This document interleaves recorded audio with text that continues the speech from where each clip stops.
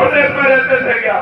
ताप लग रही है। 4.5 साल बाद आपको क्यों दिखाई दिया कि यहाँ के लोगों को इन समस्याओं से निजात दिलानी है? क्यों 4.5 साल आप सो रहे थे क्या मुख्यमंत्री जी? मुझे कहना नहीं चाहिए, लेकिन क्या आप मेरा दर्द जानना चाहते हो? मैं उदयपुर आया जितेंद्र मेघवाल के परिवार से मिलने के लिए। इन्होंने मुझे एयरपोर्ट से वापस भेज दिया।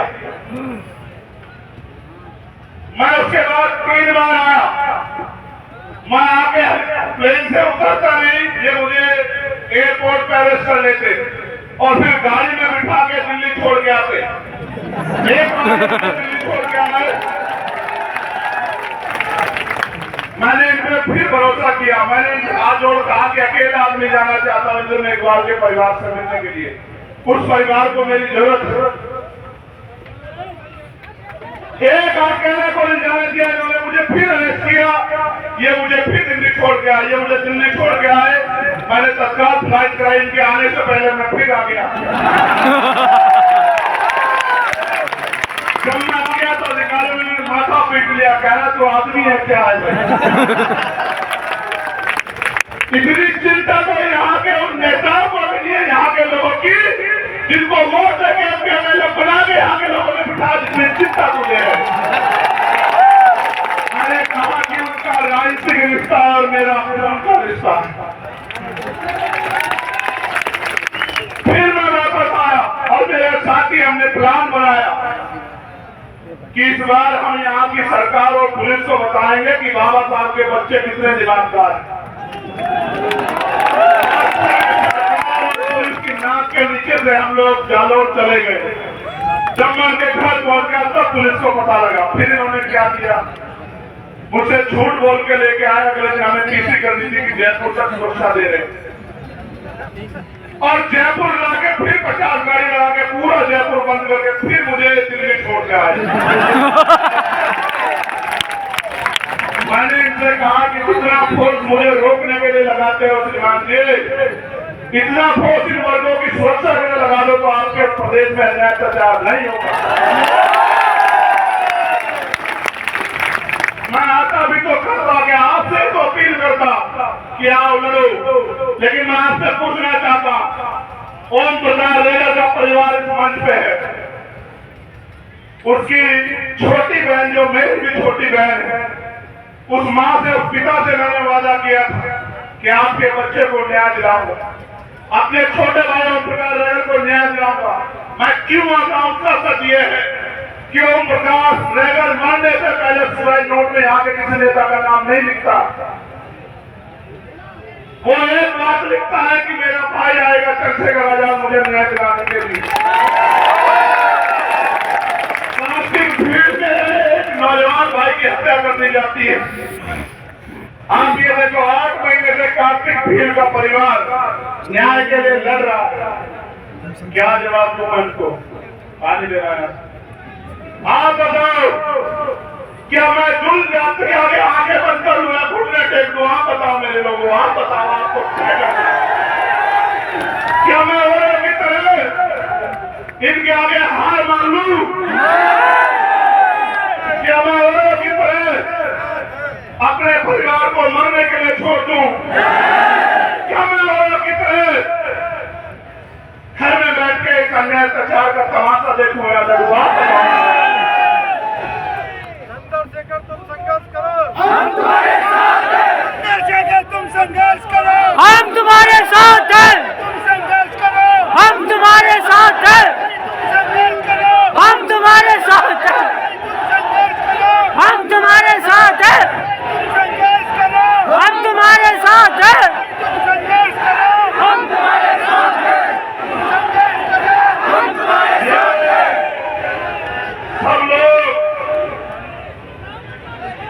सब लोग ये सोचते होंगे कि हमें आजाद हुए 75 साल हो गए,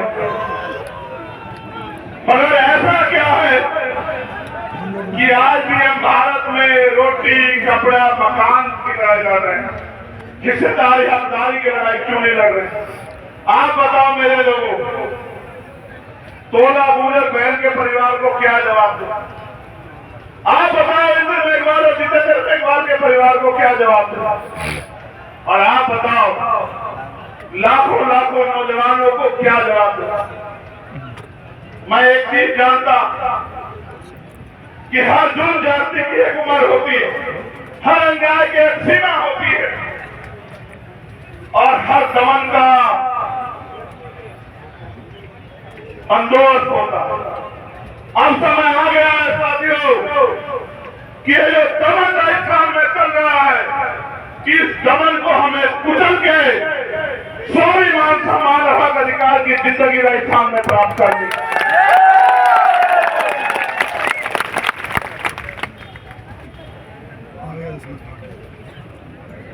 आज राजस्थान में पॉलिटिकल टूरिज्म भी चल रहा है। ये पहली बार नहीं हुआ, चुनाव आया है तो बहुत सारे लोग घूमने आए, गली गली घूम रहे हैं। उनकी जरूरत है भाई, उनको घूमना भी चाहिए। नहीं घूमेंगे तो आपकी वोट को बेचेंगे कैसे? आपके टिकटों को बेच के पैसे कैसे कमाएंगे भाई? उनको घूमना चाहिए भाई, उनको जरूरी है घूमना। मगर उनसे ये भी पूछना कि भाई आप 4.5 साल कहाँ थे? 4.5 साल आप ही मुख्यमंत्री की तरफ सो रहे थे क्या? 4.5 साल आज जब इनकी आवाज उठाने के लिए सैकड़ों नेता नौजवान राजस्थान में तैयार हो गए हैं, उन नेताओं के सपनों को कुचलने के लिए आज पैसे वाले लोग पॉलिटिकल टूरिज्म कर रहे हैं राजस्थान में। ऐसे टूरिज्म करने वालों को, घूमने वालों को भी आप लोगों को जवाब देना। मेरा तो एक ही बात को कहना है, एक चीज बहुत जरूरी जिससे आपको सावधान रहना। जो भी 9 में हुआ, जो करने का प्रयास बरेली में किया गया, यहाँ जिनकी सरकार है उनसे हमें सत्ता छीननी है। लेकिन इसके बाद 2024 में सेंटर में भी जो भाजपा की सरकार है उनसे भी हमें सत्ता छीननी, इस बात की हमें तैयारी हम लोग। इस बात से भी सावधान रहना है कि नूह में जिस तरह से प्रायोजित हिंसा कराई गई, मैं धन्यवाद देता हूं प्रभाकर चौधरी जी को। एक ऐसा आईपीएस जिसने सरकार के आगे घुटने नहीं टिके और जो लोग दंगा कराना चाहते थे बरेली में, उनको जवाब देने का काम किया, उनको भगाने का काम किया। और एक ईमानदार अधिकारी को खामियाजा चुकाना पड़ा कि उनको हटा के वहां से उनका डिमोशन करके पीएससी में लगा दिया गया। सरकारें बदलेंगी। नूह की जो हिंसा हुई वो हिंसा प्रायोजित है और इसलिए प्रायोजित है कि किसी तरह से वोटों का डिवीजन हो जाए, बंटवारा हो जाए। नूह की जो हिंसा है वो हिंसा इसलिए है क्योंकि कुछ फाइटों की दुकानदारी यहाँ हिंदू मुसलमान की राजनीति करके कामयाब होती। लेकिन मैं ऐसे पूछना चाहता हूँ कि हमारे महापुरुषों ने हमें जोड़ना सिखाया या तोड़ना सिखाया? आप बताओ मेरे लोगों।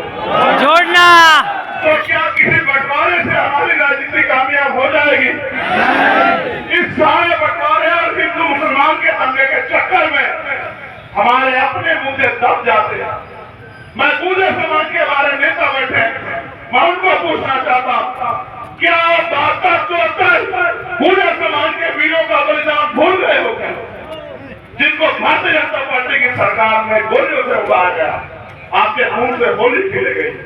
क्या हरियाणा में जहां समाज के लोग आपके खून से जो गोली खेली गई उसको भूल गए हो क्या? क्या दलित समाज के लोग 2 अप्रैल को जो आपकी खान खींची गई और पूरे देश में जो आपके साथ अन्याय हो रहा है उसको भूल गए हो क्या? अगर आज भूल जाओगे तो कारवा लुट जाएगा, और कारवा लुट जाएगा तो लोग आपसे आने वाली पीढ़ियां ये सवाल पूछेंगी कि जब अधिकार थे तो आप क्या कर रहे थे? सामान्य साथियों, आज एक षड्यंत्र बना के मुस्लिम समाज का आर्थिक बहिष्कार के नाम पे उसी नफरत की दीवार को खड़ा करने का प्रयास किया जा रहा है।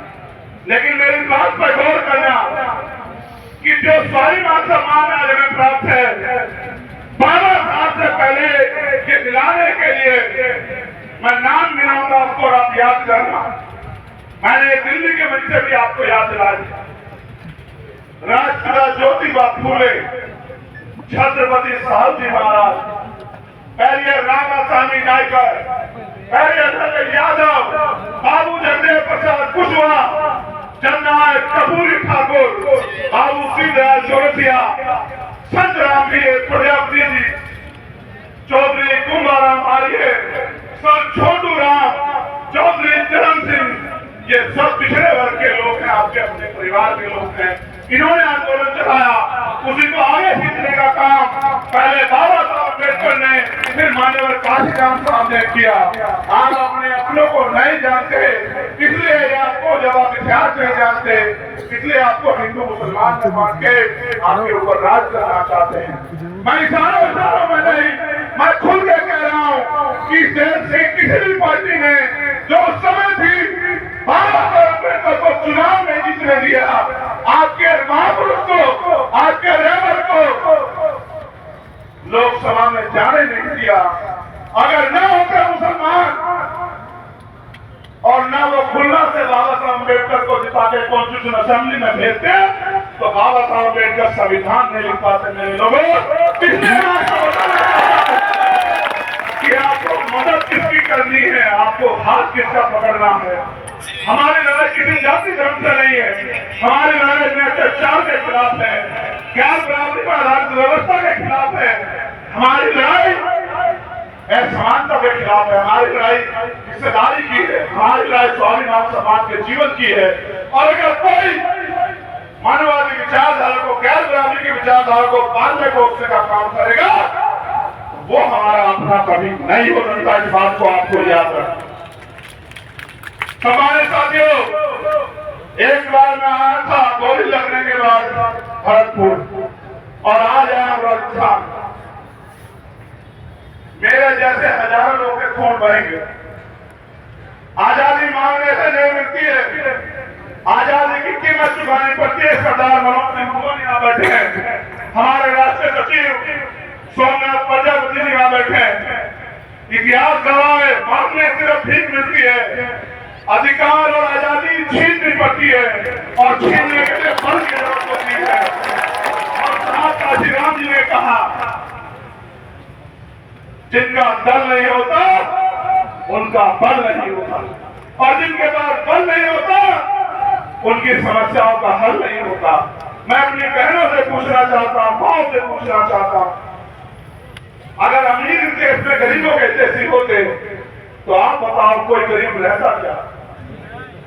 आप जानते नहीं राजस्थान का हाल, ना पीने को साफ पानी, ना रोजगार, चारों तरफ से महंगाई की मार, जुल्म जाति अत्याचार। एनसीआरबी का आंकड़ा देखो, डाटा देखो तो रूह कांप जाती है। क्या क्या नहीं था पिछले 5 साल में। मेरा आपसे सवाल है, आगे भी ये सहना चाहते हो क्या? आपने सबको अवसर दिया, सबको ताकत देकर भेजी। हर्षाधिपति वाल्मीकि को किसने पीटा? वो विधायक कौन सी पार्टी का था बताओ मेरे साथियों? वो विधायक कौन सी पार्टी का था बताओ मेरे साथियों? कौन सी पार्टी का? नहीं, जोर से बताओ, और जो मीडिया के साथियों को पता लगना चाहिए कौन सी पार्टी का था, किसकी वोट से बना। आपकी वोट लेके आपको पीटने वाले लोगों को दोबारा से मौका दोगे क्या भाई? आप जानते नहीं कि वो आपकी वोट लेके किसका इलाज करेंगे? आपका, आपको नुकसान पहुंचाएंगे, आपकी सच्ची लड़ाई लड़ने वालों को नुकसान पहुंचाएंगे। आपको ये तय करना पड़ेगा कि आपका अपना दल आजाद समाज पार्टी, उसका चुनाव निशान क्या है? जरा जोर से बताओ, नहीं और जोर से बताओ।